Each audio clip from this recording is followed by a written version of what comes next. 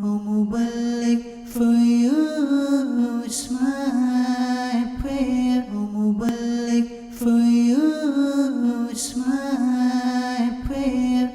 May you keep ascending success stair.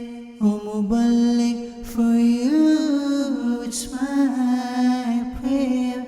May you keep ascending success stair. Alhamdulillahi Rabbil Alameen, wassalatu wassalamu ala Sayyidil Mursaleen, amma ba'd. Fa'a'udhu billahi minash shaitanir rajim. Bismillahir Rahmanir Rahim. As-salatu wassalamu alayka ya Rasulullah. As-salatu wassalamu alayka ya Habiballah. As-salatu wassalamu alayka ya Nabiyallah. وعلى آلك وأصحابك يا نور الله. Habit of reciting Salat al-Nabi is extremely important and very, very beneficial. Count the time that we have whilst we're driving, the time we have whilst we are sitting in our offices, perhaps in a business, maybe at home, whilst walking. Sallallahu ala Muhammad, sallallahu ala Muhammad, sallallahu ala Muhammad. This darood and salawat will bring blessings to our life. Gosh, we understand. And there are plenty, many virtues of blessings. If I have to start counting one of them, my time will come to an end. Nabi Pak says, that person who recites 50 darood upon me every day, only 50. We have time to speak over the phone, 1 hour, 2 hours. Even if you don't talk, we have time to listen. We have time to watch television and so many things before the TV. We don't have 5 minutes to recite 50 times darood. Nabi Pak says, that person, जिसने 50 बार मुझ पर दरूद पढ़ा, who said 50 darood upon me, I, Muhammad, will shake hands with him on the day of Qiyamah. MashaAllah.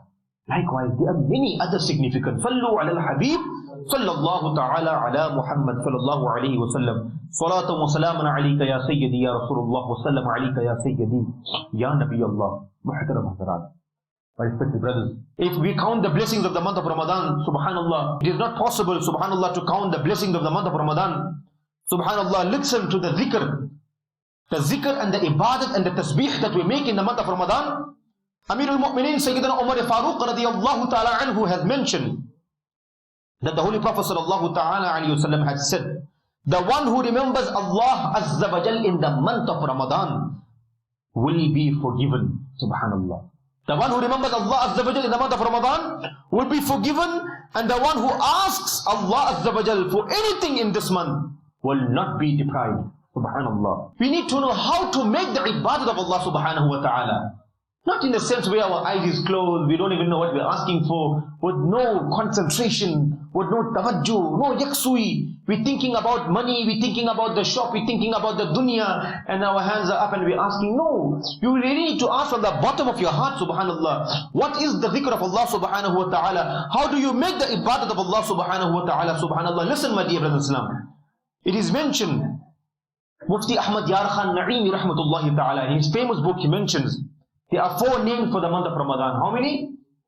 4 names for this auspicious month. The first name is Ramadan. We all know the month of Ramadan. The second name is the month of patience. The month of sabr. The month of sabr. Patience upon everything. Somebody hurt you, sabr. Somebody swore you, make sabr. Somebody did wrong to you, make sabr. But it works the opposite way with us. We know we are insan, but we need to try as well. Whole day we have sabr. Before iftar we lose it. It turns around. We start swearing people. Our employees cannot tolerate us. We cannot tolerate them. We just end up swearing. We end up shouting. We end up hurting and breaking hearts. We can't make sabr. If something came late on the table, something that you wish to eat, and our wives did not make it, then too we get angry.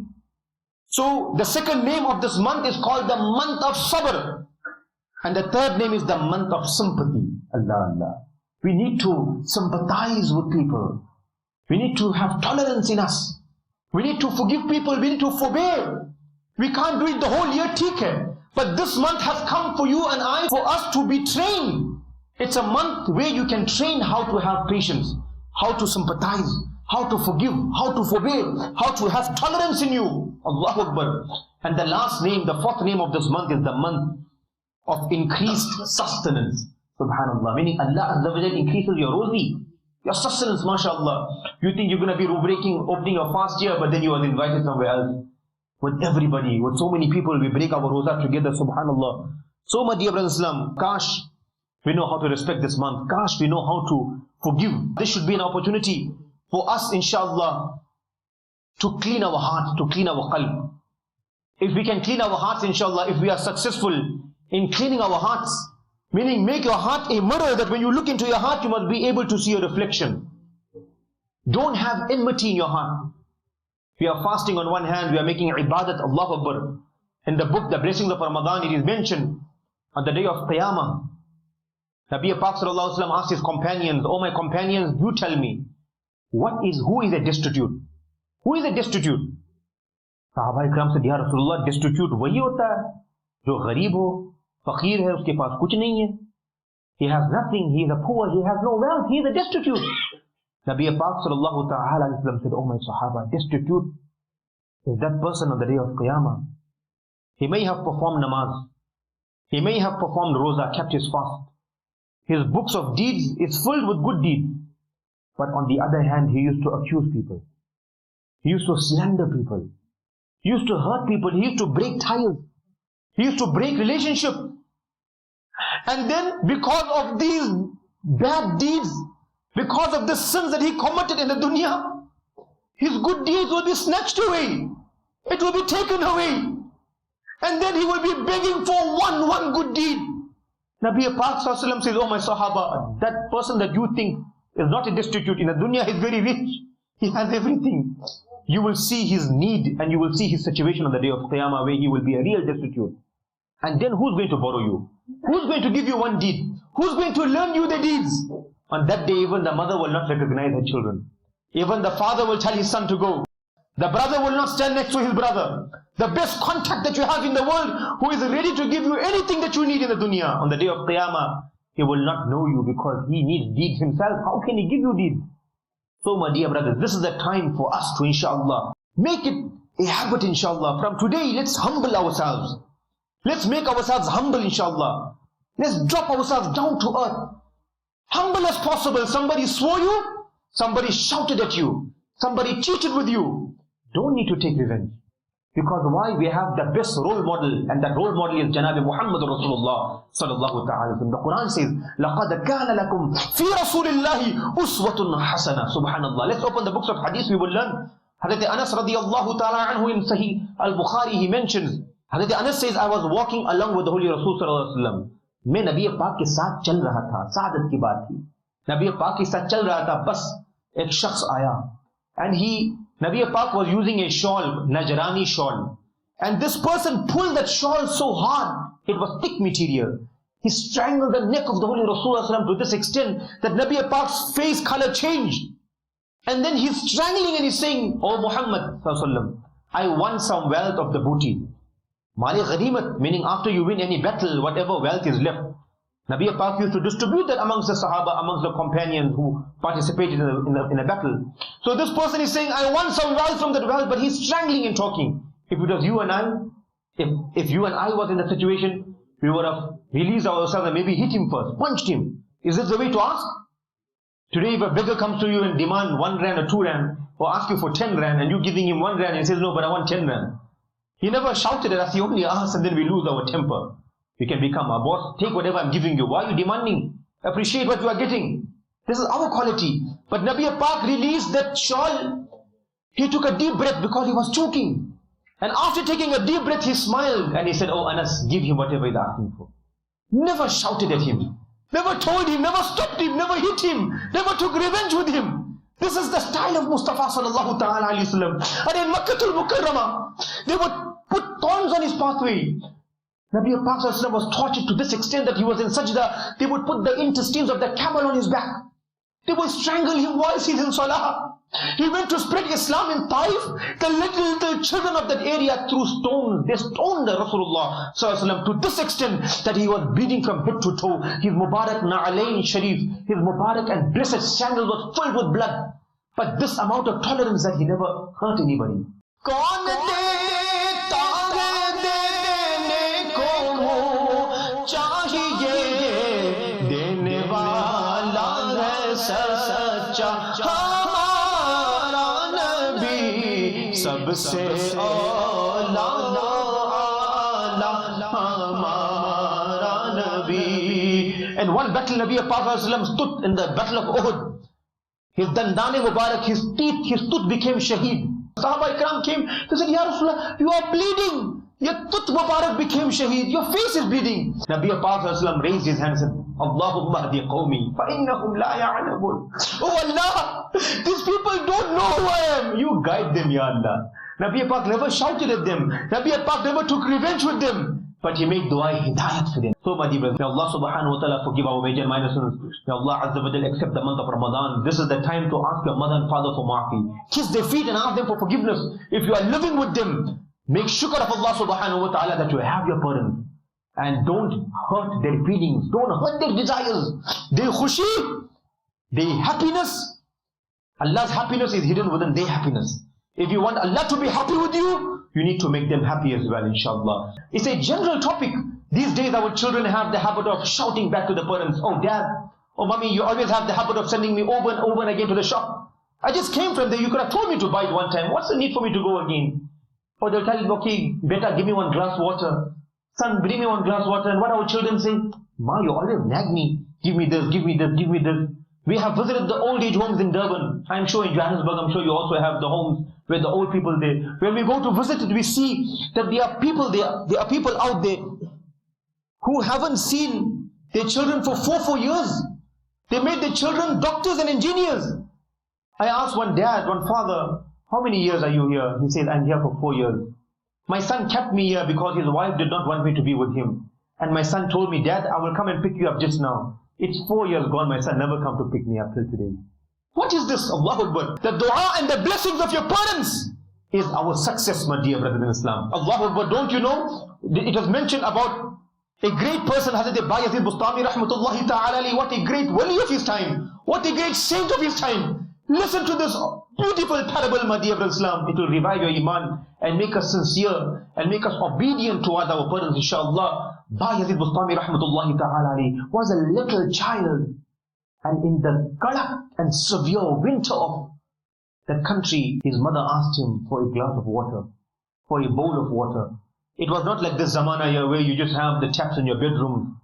You have everything kept right there, electrical blankets, warm beds, underground heating, heaters, nothing of that nature. They used to sleep on the cement. They never used to have enough clothes and enough blankets to cover themselves. I'm not used to the winter in Johannesburg. When I came here last night, I also suffered and slept. And yet having so many blankets, I was still shivering. And then now you imagine that zamana, that time when there was time of poverty. In that winter, she woke up and she coughed. She was an old woman. And she said, oh my son, please bring me a glass of water. Immediately he got up and he was only between 6.5 to 7 years old. He went to bring the water, maybe perhaps from the well. And by the time he brought the bowl of water and he came in the khidmat in the court of his mother, Ma so chuki thi. Mother was sleeping. Ba Yazid Bustami rahmatullahi ta'ala stood there all night with this bowl of water in his hands. His legs became stiff. His lips turned blue. His fingers were stuck to the bowl. Khada raha, khada raha. He stood there all night. And as per routine, when his mother opened her eyes in the morning, and when she seen her son, so she rubbed her eyes and she looks at her son and she says, Beta, what happened to you? Why you are standing here with this bowl of water? And then he managed to open his lip and he says, Ma, in the middle of the night you got up and you asked me to bring you some pani, some water. Ma, main pani lekar aaya tha. Magar tu so chuki thi, Ma. You fell asleep, Ma. I did not want to break your sleep, Ma. I did not want to disturb your sleep. Agar tujhe uthata, to mushkil se aap so pati. Maybe you couldn't have got the sleep so easily again. I decided to stand here all night, taki jab aapki aankhein khuli. When you open your eyes, Ma, then before you ask for the water, I must give you the water. Allahu Akbar. Ma ka kaleja phat jata hai. Mother's mamta, mother's love. She said, Ya Rabbi Kaina, Ya Rabbi Kareem, oh most merciful Allah, all seeing Allah, all hearing Allah, all knowing Allah. I am a poor woman. I have nothing to give you, Ya Allah. All I'm asking asking for you. All I'm asking you today is, Ya Allah, make my son your friend, Ya Allah. Make him your wali, Ya Allah. It was that day that his life had changed. Today, his name is shining in the sky like the stars, my dear brother. So this is called to make your parents happy, make them obedient. Look for every way where you can make them. A month of Ramadan, maybe you're fasting, you're keeping roza, but you're backchatting with them. The Quran says, وَبِالْ وَالِدَيْنِ إِحْسَانًا, and treat your parents with respect. إِمَّا يَبْلُغَنَّ عِنْدَكَ الْكِبَرُ, if either one of them became old, they became old, or if both became old, don't even utter the word uff to them. Don't say uff to them. And the commentary of the Quran says, don't even make the expressions on your face. Don't blow your cheeks, don't blow your nose, don't open your eyes and look at them with that nafrat and enmity or anger. Because why? Allah will be displeased with you. Rather, the Quran says, be kind towards them, be generous towards them. So subhanallah, the youth is seated here. We are elderly people, maybe our parents are still living, inshallah, because they do become perhaps maybe naggy because of the old age. Once upon a time, we was little child, they tolerated us. Now it's time for us to look after them. And if you have lost your parents, if you have never satisfied them, made them happy in the dunya whilst they were living, the ulama have mentioned, to make them happy in the dunya that they are, you need to send maximum sawab to them. Make isali sawab. Every time you recite the Quran, every time you recite any tasbih, Durood Sharif, anything you recite, send the sawab to them to this extent that they must become happy with you, inshallah. My dear brothers, it's a time for us to score maximum good deeds, inshallah. It is mentioned in the books of hadith that in every day of Ramadan, Allah forgives 1 million people from hell. He removes them from hell and admits them into Jannah, upon whom Jahannam, the hellfire, had become wajib. Allah forgives such people. So how can we not be amongst those people? The only way possible is that if we make the true ibadah, inshallah, perform tarawih. For the first night, we all know that the masjid is full. And then as the Imam is making salam, day by day, the stuff becomes lesser and lesser and lesser, to this extent that only one stuff is left. Let's not this happen, inshallah. Let's have the spirit from the first day till the last day, inshallah. Let's listen to the Holy Quran. Let's listen to the tilawat of the Holy Quran. Let's recite the Quran. Let's cry. Let's love the Quran. Fall in love with the Holy Quran. Hazrat Ali radiallahu ta'ala anhu says, when I want to talk with my Rabb, when I want to communicate with Allah, I read namaz. What I do? I read namaz. And when I want Allah to talk to me, then I recite the Holy Quran. Allah. I listen to my Rabb's kalam. I listen to His word, subhanallah. So may Allah subhanahu wa ta'ala forgive our major minor sins. May Allah make us pious Muslims, inshallah. Ameen. Bijahin Nabiyyil Ameen. Sallallahu ta'ala alayhi wa sallam. Sallu ala al-Habib. Sallallahu ta'ala ala Muhammad. O Mubarak, for you it's my prayer. O Mubarak, for you it's my prayer. May you keep ascending success stair. O Mubarak, for you it's my prayer. May you keep ascending success stair.